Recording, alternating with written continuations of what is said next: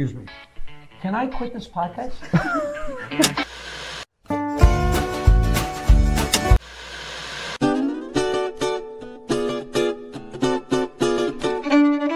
I told Eddie Murphy to stay in college so he'd have something to fall back on. I did great advice.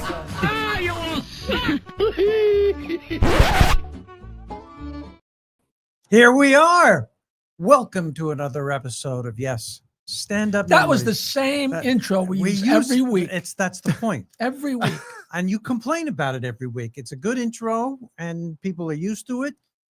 And let's get started. You didn't say people like it. You said people are used to it. I hedged a little there. Peter Bales here. It's not bad. Don't get me wrong. It's not bad. I don't want to insult our producer because God knows he'll turn off my microphone or something. All right. Peter Bales here. So our guest did not show? He's sitting right there. When did he come in? I snuck in. You didn't shave for the show? I shaved for the show. You just don't. No. Fuck. This is a fashion choice. There's a certain look of being a day or two unshaven, and I'm trying it out. What do you think? They keep telling me that, and all these people they all have a beard, but it's not a beard. And they actually have razors that shaves it, but it doesn't shave it. This is your world. It's not my world anymore. That's Jackie the Joke Man Martling, and let's get to our guest, if we may. Thank you very much. We have a terrific comedian whom I've known for decades. Yes. And his name is Joe Currie. You didn't tell me you knew Bales. Yes. Forever I've known this guy. We've worked so many bad gigs all over the place. And I owe it to you because I remember there was one when I first started at the brokerage. Gary wouldn't let me on. And I gave him a tape and he was a Sunday night. And he said, I'll put you in Peter Bales' show. And he asked you, goes, Peter, can this guy go in? You're like, yeah. He goes, Peter, and you said, just put him in the show. And I owe you that because I got in there and thank you. And also I took up stand-up university. And there are so many things. I took that 20 years ago. And till this day, I will be on stage and the old situation comes up and I go, Peter says to do this. Well, Peter reminds me to do this. And Jackie. So what was the name of your university? Simon Says? You have just. It's so funny that Gary Smith would not let you in his show because a lot of people didn't want to give Gary Smith a club. Yeah. I got to tell you, you have just irritated Jackie to no end. No, I love a great free I club. love Bales's stupid university. Stand-up university. I go all the time, and a good friend of mine is taking his course right now, but I haven't said anything to him. Well, no, but I know it because she said something to me. And you, it's Peter, really fun keeping a secret in Babel. and Peter, I've known for years. I idolized you. I've always wanted to be like you, the guy that's done. Then reach under the table. I might have to. But we've worked together a bunch of times. We worked together a bunch of times, but it's like Anthony Cumey and I. We listened to the Stern Show religiously. We taped and we would sit there and go, God, we want to be these guys. Ant wanted to be Howard. I wanted to be you, sliding the bits in and stuff like that. And now that I'm on terrestrial radio, syndicated radio, I'm that guy. And I have you to thank for that. Well, you're being very nice to Jackie. Yeah. You wanted to be like. You notice I didn't interrupt her? No, but I'm sitting here, you want to be Jackie, but. It's so funny because I get credit from a lot of people for that. But all I did was write down something for somebody to say, which is not exactly inventing the wheel. No, but it's major. But it was unique. But majorly that important. Thing was something's going live and picking up in a bit and sliding something in and watching it roll. There's nothing like that. It's amazing. I always say the same thing. If you write a movie or if you're in a movie and you do something funny, with any luck, in a year or two, you're going to go to the theater and see it and hope people like it. If you're a stand-up comic, maybe you think of something that day and maybe try it that night and maybe it'll get a laugh. When you're on the air, you write something and 5 or 10 seconds later, it goes flying out there. And you just got to assume that they all laugh because you got no choice but to go on to the next thing. Yeah, but you don't know. It goes flying out there, but you don't hear the response. You have no idea. There was one time. Unless you're completely, totally confident. Which I've but never sometimes been. I was on Opie and Anthony one day and there was a comment and I slid a bit in and it was about Lincoln or something like that. And it didn't get anything, but I was at the club about 2 weeks later. I see Tim Gage and he looks at me and goes, Lincoln, very funny.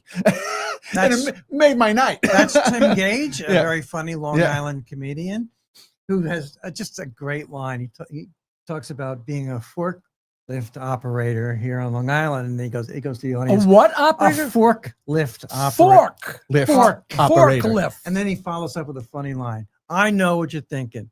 White privilege. Yeah. But That's Tim.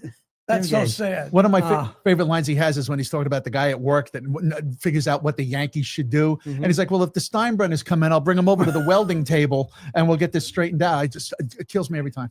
So Joe, tell Yeah. us about you. Steinbrenner's used to own the Yankees for you people watching in Alaska. The family still The does. Yankees cannot lose tonight. Tomorrow night, actually, but Well, that's why they can't lose tonight. that's Yeah. right. They They can't got- lose tonight. They're not playing. Now, Joe Currie. You fell for it. I I did- like that. No, you made a mistake and then you covered. That's what just happened. I made no mistake. That was Now- totally planned, We got which a I guy, don't like to do. We got a guy here, Joe Currie. Explain your connection to Opie and Anthony. Oh, sure. Very, very simple. In 1977, Joe Currie, Anthony's brother, moved back from California, said, my brother is going to be coming here in a couple of weeks. When high school starts, meet him and hang out. And I met Anthony, and we were both sophomores in high school, and we made each other crack up hysterically. Is this in Suffolk? This is in Elwood, John No Glenn High idea School. where Elwood is. That in Suffolk? Elwood is in Huntington. Yeah, it's in Suffolk. in Huntington. Okay. Suffolk. There's more than life out of Bayville, Jackie. It's another world. Yeah, there's Oyster Bay. You get Center Road, you know. That's it. I don't know where Elwood is. Anything There's past- Elmont, Elwood. Anything past 25A. I don't know where it is. Yeah. Who cares? So John Glenn High School. So we meet and we just started cracking each other up. And we wound up writing bits and this and that and the other thing. 1985, I worked at Walt Whitman Fence in Melville. And my buddy goes, there's a guy starting tomorrow. And this is 1985. A guy starting tomorrow. Very funny guy. I go to high school with him. You're going to get along with him. And the next day, Adam Ferrara shows up. Adam Ferrara, Long Island comedian, going on to great success. And Adam and I would just crack up and make each other laugh the whole day long. So I go to Anthony's apartment that night. Oh, and you didn't mean starting on the radio. You mean starting to in- work with yeah, you. working with building fences. Wow. So, He is going way back. oh yeah. Yeah. No, but I like this. Go ahead. Yeah. So basically I go to Anthony's apartment. I go, look, there's a guy you have to meet. And I go, he's one of us. He goes, we got our friends. I go, you don't understand. He's one of us. And we went to the OBI 2 nights later, and then we just wound up being fast friends. And how Adam got started is when Adam got out of college, he said, look, I did what my dad wants. I want to try to do stand-up. So he goes, I'm going to go to East Side Comedy and see if I can get a spot. And I go, you got to be a professional. He goes, well, I'm going to go anyway. So he meets Richie, and Richie says there's an open mic on that Thursday. Richie Minervini, the Minervini. owner of the East Side Comedy Club on Long Island. And Adam goes down there, and he has a fantastic set. Richie takes a liking to him. Tom and Gengo And Jegno. Jegno. I always Tom and sorry, Jegno, Tommy. who's the partner of my dear girlfriend Barbara Klein in Omnipop Talent. Yes, great guy. So they took a liking, and Adam gets going. 2 years later, I get rolling. Thanks to the help of you getting me in. And then Anthony, How did he help you? he helped me get into one of the clubs and start to get But spots. how? Oh, like I said, when I went down to the brokerage, I gave Gary my tape, and Gary. No, you're supposed to plug his stupid university. Oh, stand up. Well, that comes later. Stand up university. Oh. Okay. Which I don't was know his whole timeline. All right. God, So I fell asleep 10 minutes ago. I'm trying to make it interesting, Jackie. I'm sorry. I'm I know, interested but- about how I'm Opie only and kidding. Anthony Yeah. came together So- to be so successful. Right. So how Opie and Anthony started, we had a band called Rot Gut. Rot Gut, we did parodies, and we did a parody. It was 1994, when the whole OJ thing came about. Yeah. And we did a parody, gonna electric shock OJ to Sitting on the Dock of the Bay.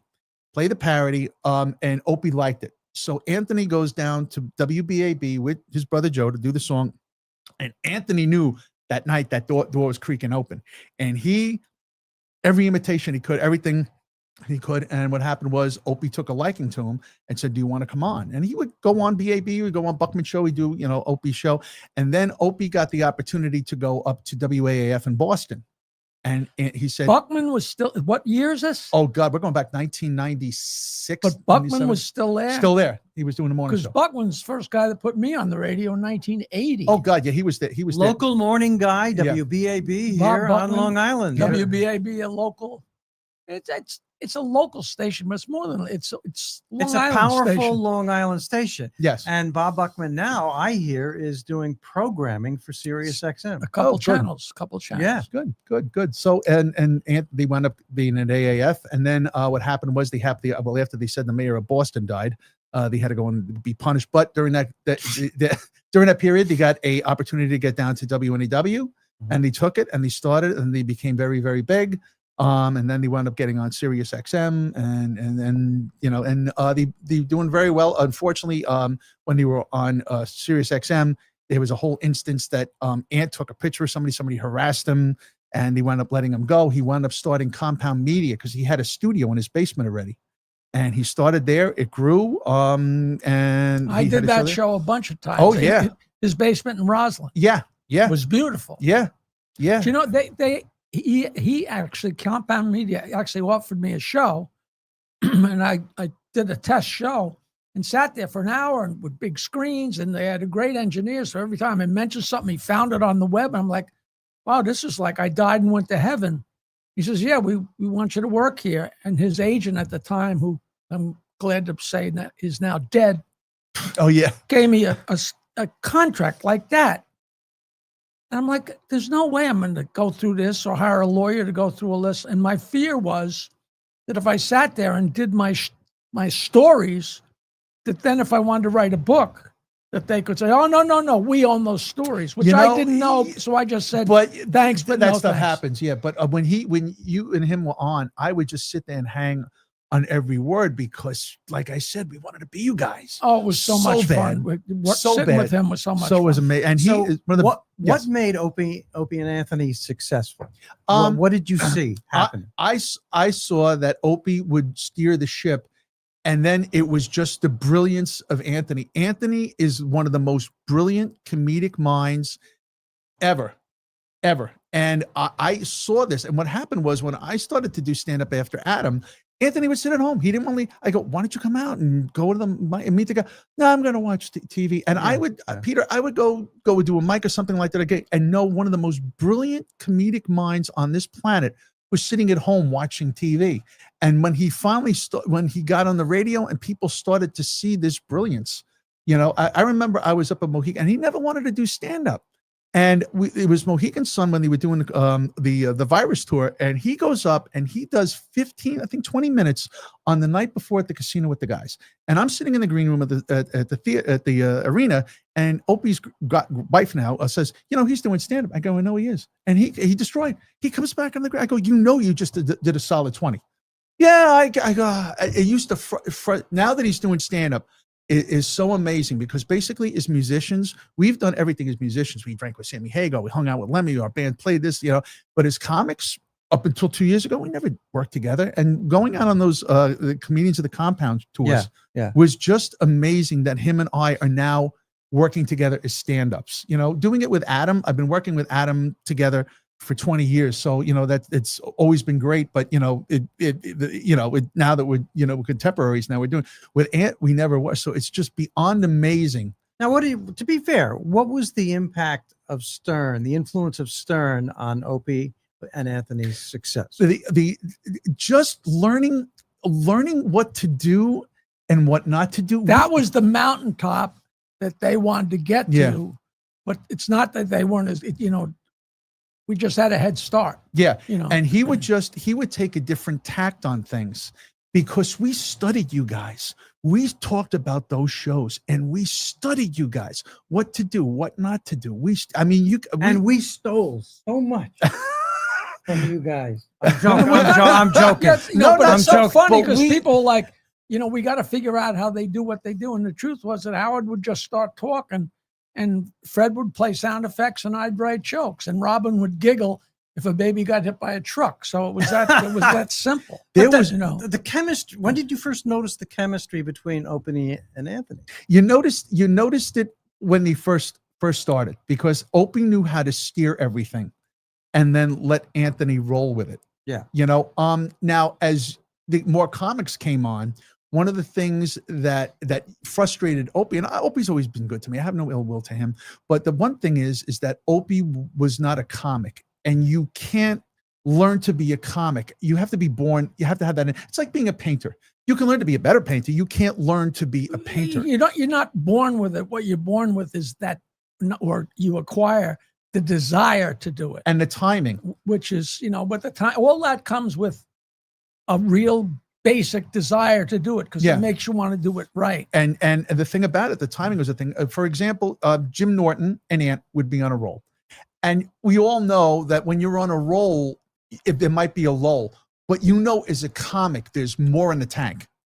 Opie didn't realize somebody that would, and Opie didn't. I don't know if Howard did, but Opie didn't. Or Gary. But in their end, Opie didn't realize that sometimes, and they go, "Oh, let's go to a phone call." And Jimmy and Ant would look at him. It's like we don't, because he didn't have that time. As another, you'd be rolling and rolling, then taking a breath to let the audience absorb what he said already. Exactly. And before he's, that. And if you don't have comic, if you don't have that comic, you don't realize that it doesn't. Bales does that to me. Constantly. You talked before about steering the ship. Jackie and I, we don't believe in steering the ship. We like to run up. We run up on the rocks. We've been aground for 5 years for absolutely no reason. I'm saying hello to somebody. Okay, go ahead. Hello to my friend Tom Austin, who was out there in Ramsey, New Jersey. I met him at your music guy. That's why I'm saying this. At a Frankie Valli concert. And I'd been only off the show for a year or two, and it was a Frankie Valli concert, not with the Four Seasons, just Frankie Valli at the Englewood Cliffs. And I went there, and, I knew people that knew him. So I went backstage. And here's this guy who turned out to be Tom Austin. He's about 6'5". And he came up to me and said, "Oh, man, I'm the biggest fan." And he was the drummer in a band called the Royal Teens. And their hit in 1957 was, "Who Wears Short Shorts?" Oh, God. Yeah. So meanwhile, that was right the year when all the people that had hits that year got on a bus and did their tours. So he was on tour with 10 or 12 of the big acts. And meanwhile, they had that hit. So he hung out, and his stories were unbelievable. So he's telling me stuff, and he's bent over, and I'm laughing my ass off. And Frankie Valli came over and grabbed me, and he pulled me to the side and said, "Who the fuck are you?" I said, "I was on this radio show, Frank." That's hysterical. Isn't that great? I got to tell you. But I just want to say hello to Tom, because we recently got back in touch. You're a music guy. Yeah. You're a music guy. Keyboard player. Yeah. And I got to tell you, I got the book. I read your book, and there's so many great stories. One of the favorite ones, when you guys were at that barbecue, you were talking about there was a barbecue you guys were at, and I forgot that it was a great story. The one with Rodney? I think so. Oh, I was there. Yeah, that's yeah. That's still not a believable story. It's true. Absolutely true. I was there. Wow. Great fun. That's terrific. So you got a podcast going now? I got 2 of them. I got Davin's Den, which we're live tomorrow night on Talk. Well, actually, we're live tomorrow night on our Facebook page. Who's Gavin? Who's Gavin? Davin Rosenblatt. Davin Rosenblatt. Oh, that Rosenblatt. Yeah, and that Rosenblatt. And we're live tomorrow. We're on Facebook. We also are on Talk Media. We're syndicated on Talk Media Network. So you go on Talk Media Network. I think we're down south. We're over here. But like I said, I'm the second mic, and it's just thanks to you, just making, sliding the bits in and stuff. Jump in when you can. Right? Yeah. My goodness. I also do another podcast called Red, Right, and True with Bonnie Scalisi. We do it every first Wednesday of the month, but we're actually doing it on the 15th of the schedule. So it's going to be, and we also have my co-host. I hope you folks at home are taking notes. Please watch. And so we'll be doing that on October. Bonnie 15th. Scalisi, I know her. I think she studied comedy at a place that the name is escaping me. Oh, the Gary Smith Comedy Hour? Yes, the Gary Smith Comedy Hour. I have my diploma hanging on my wall. 1998. 1998. Do you see was the he still impact? doing back then? Was he still doing them in crayon? Yeah, but How's Sandy doing? Sandy's our girl is Sandy.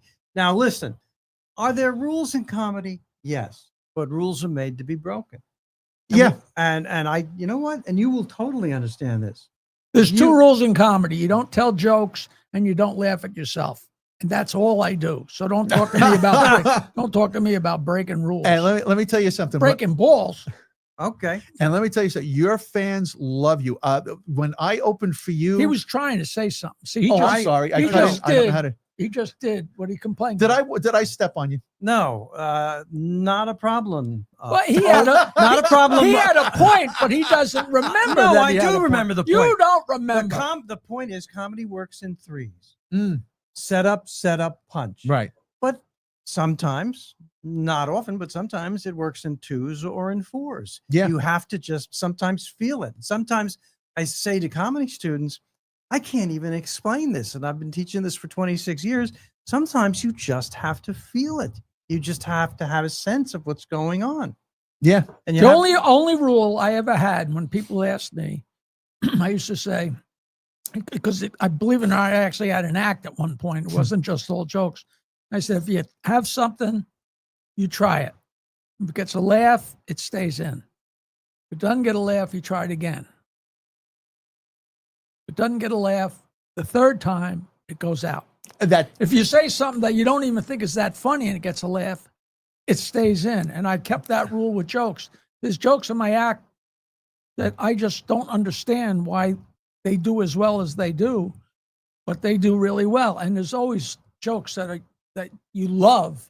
And every once in a while I say, I'm going to break this one out and I'm going to get my heart broken. And I'll tell one of my favorite jokes and they'll stare at you and like, motherfucker. Yeah. And you know what? It's always that. But the audience is never wrong. No. Right. And people ask you about this. Are they laughing at it? Well, yeah. Well, that's the end of the story. That's the end of the story. There's no, they were laughing, but there's no but. Yeah. And one of the most frustrating things is that you write a joke during the day and you go, this can't miss. This can't, they're gonna walk me out on their shoulders to ticker tape, and you go up and you do the joke and you're hoping the car's running because it bombs. When I do a new joke for the first time, when was that? Actually, that's fair. That's a fair criticism. I try every decade I throw in something new. Yeah. So Jerry Seinfeld, 1979, said to me, if a joke works 9 out of 10 times, you have to drop it. And he's 100% right. Given the conditions. What does he know? I know. What has he done? What's he done? No, but you understand. I mean, if conditions are right, a joke should work 10 out of 10 times. Mm-hmm. All right. If the audience is super drunk or the heat's not working or the sound isn't good well, then that doesn't count as one of the 10 because comedy is very delicate. But if the audience is good and every conditions are good and it should work, well, then 10 out of 10 is what you need. But but it's so. Or if the time it doesn't work, you don't work there again. Yeah. But even which has happened to you. Even sometimes you get the psyche of an audience. I was working in Scranton one time. Yeah, I'm bragging. Sorry, fellas. I'm working in Scranton. I'm emceeing the show. And I go up and the audience, it was a Saturday night show. Upstairs is a regulation show. Downstairs is a soccer fundraiser. I go up, I do the open spot, which usually is a tough spot. I do 10 to 15, slammed. Go back downstairs, do the exact same material because they're not as invested in it. I go up to do the middle spot before the headliner, 5 minutes, slammed. Go back down, do that same 5 minutes. So it's so you're blaming the downstairs audience? You know what? You shouldn't. So you're saying drunken soccer players are not the ideal audience? It's never. And that thought sometimes. Oh well, it's never. You're blaming the. Yeah, in that context of that weekend, that night, I am. And it's just, and sometimes you just have to dial in and try to find sad that he remembers bombing in Scranton, which was, without even asking, I bet it was 10 years ago. And he's still carrying that. 50. Oh, yeah. Oh, yeah. Yeah. Come on. Every comedian. I'll tell you what happened to me in 1989 if you want. Every comedian bombs. All right. And I had recently a comedian told me, you're not going to believe this, man. I've been doing comedy 5 years. So he's pretty new. I've never bombed. And now I just looked at him and I thought to myself, well, that's absurd. I've seen you bomb several times. What he meant was he's never gotten physically hurt. He's never. Thank you. I came into the comic strip late. Wait. So what happened with that guy? You just nothing. Nothing. I walked away and I. But that is terrific. That's his attitude, that's golden. I disagree. I think he's clueless, and I think everybody bombs, and you have to be honest with yourself when it happens because it happens to everybody. It's part of the process. Yeah. And my theory is there's 3 shows out of the year. But how are you going to tell that to John Truson? Oh my God. Oh, I love John. Oh my God. You trying to get everybody in trouble here? No, just you. Me, I adore John. I love him. Good kisser. Yeah, but I say, to me personally, there's 3 shows out there in the year that you try to make it one, but that you don't know what happened. No, you listen back to the tape. Have no clue. I did a show in Roslyn about 1.5 years ago. I'm closing, was in this restaurant. I bombed for 45 minutes, and I don't know why. You know, I'm sure you guys would tell me why, but you guys would have thoughts. I would say it's because the mic was on. Yeah, probably. You know what, Jackie? At least that you would know have been what's a the reason. greatest? What's the greatest is if you do that and you walk off, and people come up and sincerely say how great you were and how much they enjoyed it. That always throws me. You know, if there's people you absolutely see didn't smile one time and they come up and say you were so great. Yeah. You know, that must be an incredible feeling. You know, I have no idea. But you know what is a tough gig? Opening for Jackie. They want to see him, and that's it. I love Jackie's crowd. I've come up, and you know what? You did fine. He always does great. But still, you're up there and go, I want to see Jackie too. So I listen, get it. So half of my crowd doesn't even remember who they came to see. I don't know if I've told this on the podcast before, but I came running into the. We've done this for 5 years. I would go all out. I would go all out and say you've said it 4 or 5 of this times. happening might have been. There's a Seinfeld story I tell. And he's when I tell it, he goes, that's the 4th time. This will be the 5th. And no, I'm not. This is a different story. So I came into the comic strip. It must have been 79 or 80. And I got there late and the show was going on and Seinfeld's hanging out. And I go, so how's the show going? And he goes, let me put it this way. The comedians tonight are not trying to get laughs. We're just trying to hold the stage as our own territory. Isn't that a great? That's like Betty's Fireside. That's the same thing as Betty's Fireside. Consider it's the 3rd or 4th time. That's relatively new. That story. But so Joe just mentioned Betty's Fire. Did you ever do Betty's Fire? I am one of the only people I've ever met in this business that never did that place. That was a rite of passage. Back in the 80s, and I don't know how long it went. And it went into the night and the aughts. Was that around the corner from Catch a Rising Star? No, that was over in Denville, New Jersey.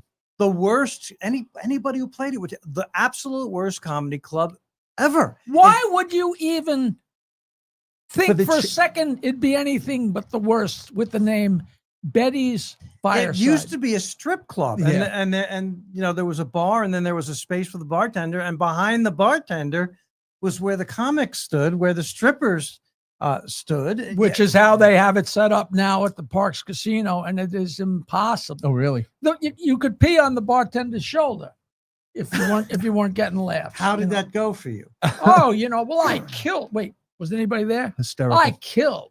No, I did terrible. All right, listen to me. We have to do some. Tom Austin, I will see you. He's 86, and we'll go but on let's lunch. just remind tell everybody stories about the elegance and the Duprees and the association. These the groups Duprees are famous. 10 billion years association. ago. All right. She wears short shorts. All right. Now listen, we are the connection of the Royal Teens and Short Shorts is the guy who wrote Short Shorts is Bob Gaudio. All right. Who went on to write all of the hits for the Four Seasons. You're learning. That's the connection. Music history. Now, we are at Paradise Studios in Massapequa, Long Island. Podcasting, video, anything you need, come down here and check it out. They got all different kinds of studios. All studios. I knew at some point you would really muff a word. Okay. Studio. They have all kinds of studios. They have all kinds of studios here, all kinds of facilities. You can do anything you want to do. It's pretty incredible, this place. It is incredible. Paradise Studios in Massapequa. And they have a network, and we're on the network, and the network is called Strong Island Television. Right. So keep that in mind. Paradise Studios. And it's right next to the Massapequa train station for a quick escape. Conveniently located. If you really suck. It is, and the guy who runs this place is Bobby, and he is as nice as can be. So, and Teresa is on just before us, but not tonight, which is a shame because it's not like going in and seeing her beautiful cans before we start. I mean, that gets me wild. Do you think that helps our show in any way?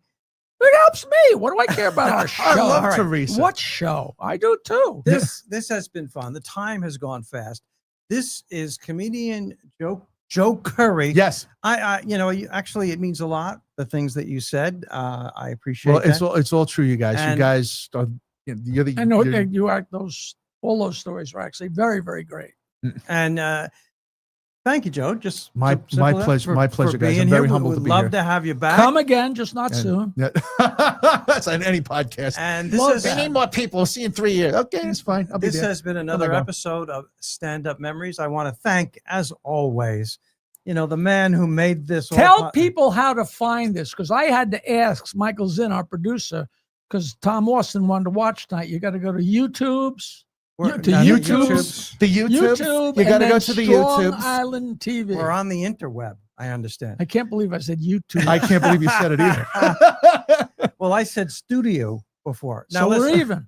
Standupmemories.com. We're on all the platforms, especially Strong Island Television. And of course, But let me ask you a question. YouTube. Are we still on? We're on Standupmemories.com. Stand. I thought we weren't on Stand. that Stand Up. We are still on that. URL. Yes.